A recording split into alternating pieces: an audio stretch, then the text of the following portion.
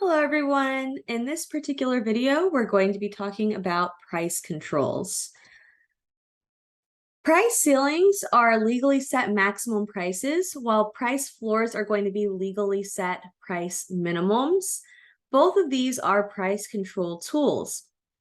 Rent control and price gouging are types of price ceilings. This chapter focuses on the three situations of price ceiling. So we have the non-binding price ceiling, the binding price ceiling, and the long run effects of a price ceiling. With our price floors, these are going to be those legally set minimum prices. And a good example of this is minimum wage. In this particular chapter, we're going to focus on three situations of price floors. So the non-binding price floor, the binding price floor, and the long run effects of a price floor. You may have some trouble understanding and distinguishing between non-binding price control and binding price control in general, but that's going to be something that we'll work through in this particular chapter. So what are price controls? Price controls attempt to set or manipulate prices through government regulations in the market, and a ceiling is going to be an established maximum for that particular good or service, while a floor is going to be a minimum for that particular good or service. Now, a lot of times the government does have to step in and impose these price controls to keep the prices from getting too high. This is intended to help consumers. And they can also step in and set these price floors when the price is getting too low. This is intended to help our producers. It's very important to note there is a difference between a binding and a non-binding price control, and this is something that we'll talk about in more detail on our next slide. So how can you remember price controls? Well, if you look up at the ceiling of wherever you're at now, and you can ask yourself, is this causing you any problems? The answer is probably no. But what if that ceiling was only 4 feet high? In that case, it would cause you a little bit more trouble.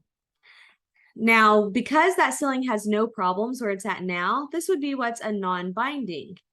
If the ceiling was pretty low, only 4 foot, you would want to go higher, but you couldn't. So in a binding price ceiling, the price wants to rise, but it can't. It's a binding that does cause a little bit of trouble.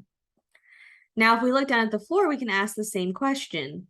Could you still get to your desk at the current floor height? Are you able to sit under with your legs under your desk? Well, if the floor were to come up and that floor were too high, you'd have to change your behavior. Maybe sit on the floor to reach your desk instead of using a chair. And at the normal height where it doesn't bother you, that would just be a regular price floor. If it was a height where you had to adjust, that would be more like a binding price floor.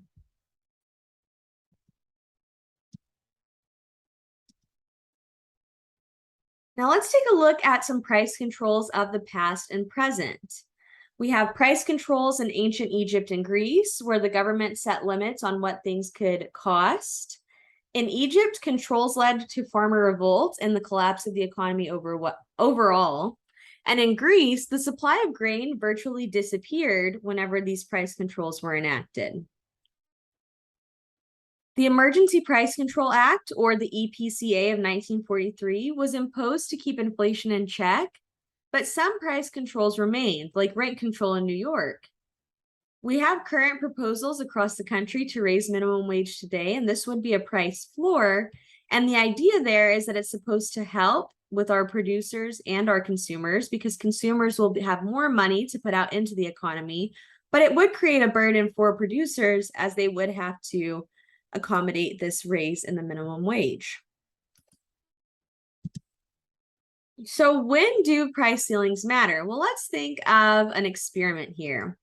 The government imposes a price ceiling on bread of 50 cents per loaf.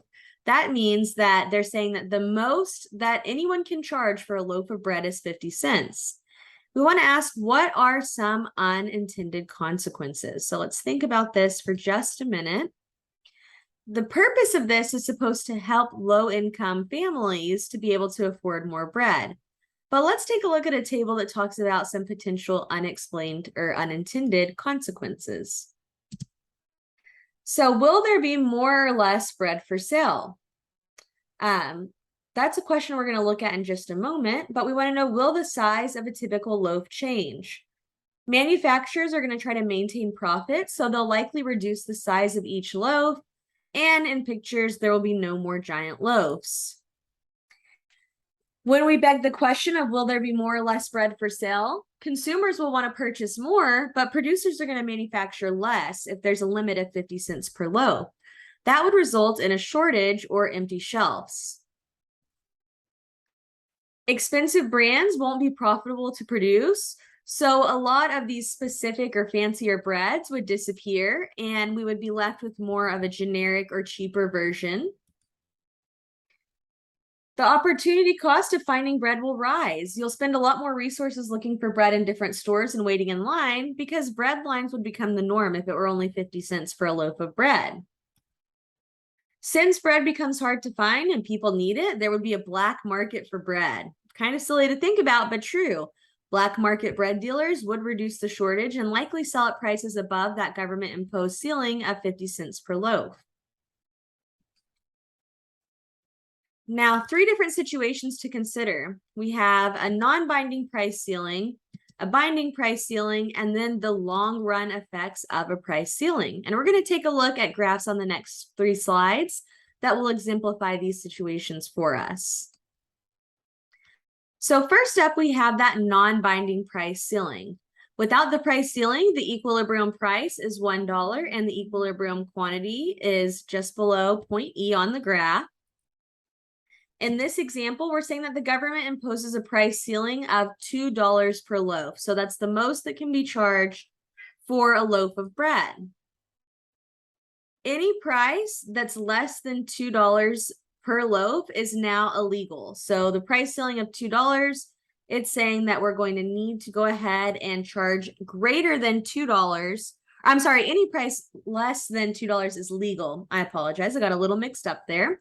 And any price above $2 is illegal. So this is the ceiling. We cannot sell our bread for higher than this price, and we will want to stay under that $2 limit.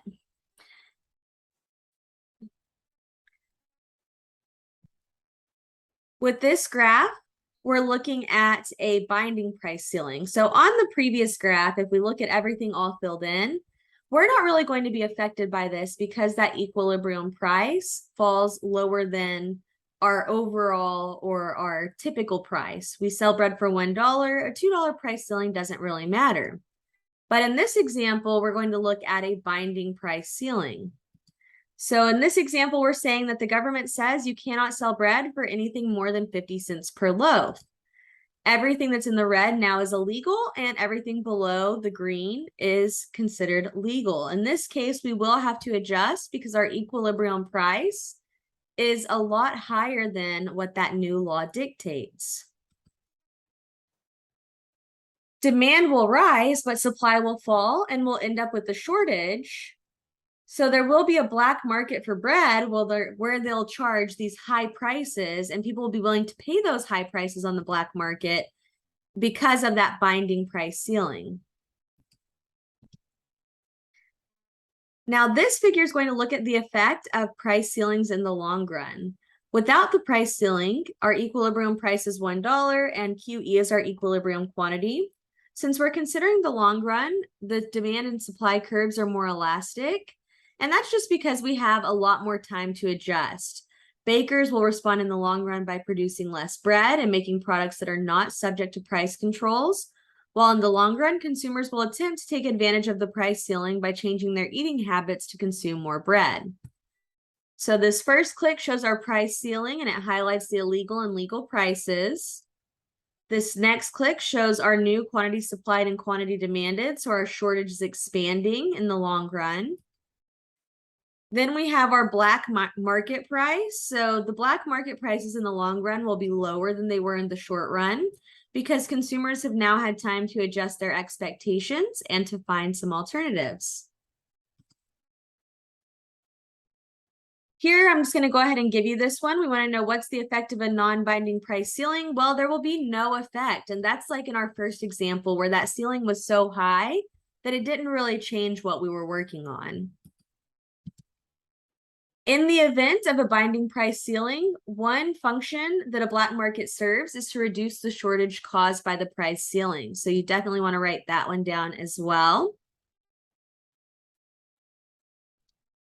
And finally, supply and demand generally become more elastic in the long run, and this means that shortages caused by price ceilings will become larger in the long run because suppliers will search into making products that aren't subject to that price ceiling, and consumers will look for alternatives to beat the overall shortage.